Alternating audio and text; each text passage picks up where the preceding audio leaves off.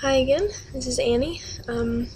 So the career profile I decided to do this time was just a marriage and family therapist, and the organization that I chose to be my example is the Centerpoint Counseling Services. It's here in Rexburg, and the phone number is 208-359-4840, and they also have a website. It's just centerpointcounseling.com. I didn't have a chance to do a career contact this time, but I was able to answer all the questions. So, for the work environment, it really depends on the location where you decide to have your career, and also whether you do a private practice or an organizational practice. Obviously, there will be big organizations, and then your private practice could be a smaller one.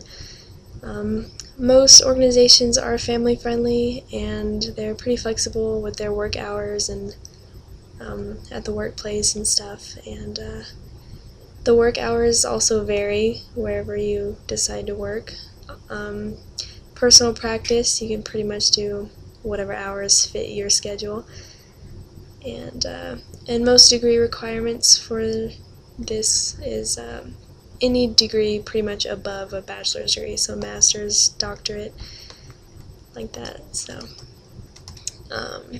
typical stressors of marriage and family therapists is that listening to other people's problems all day could add some stress to your life, I guess.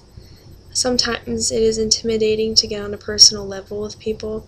You kind of have to bond with them and let them know that you're really understanding how they're feeling and things like that. So kind of getting close to people might be a little uncomfortable, especially if they think you're the enemy from the get-go. When you're interviewing a couple, one spouse might think you're siding with the other spouse, kind of like ganging up on that one. And also the clients might not like you. Maybe their parents or spouse is making them come to you, and their attitude is just totally wrong, and dealing with that attitude could also make it harder as well. Typical benefits. The only benefits that I could find were the 401k plans, and some of the benefits that were included in that were money purchase, profit sharing, ERISA plan, a total participant direct account plan, or a total or partial participant direct account plan, and then a pre-approved pension plan. The common tasks that they do would be to diagnose a client's mental illness or disorder, if there is one, devise a treatment plan for the client, provide therapy to the clients, consulting with other professionals who work with a client, helping clients deal with life-changing issues, and a couple examples of that was like divorce or death of a loved one, things like that, things that are kind of traumatic. Also referring clients to other sources depending on what they need, like if they do have a certain disorder, you would transfer them to or refer them to other resources that can help them out if it's beyond your ability. And then also communicating with insurance companies about reimbursement for treatment. And then, as I mentioned a little bit before, the educational requirements are, for most therapies, there's 3 different options.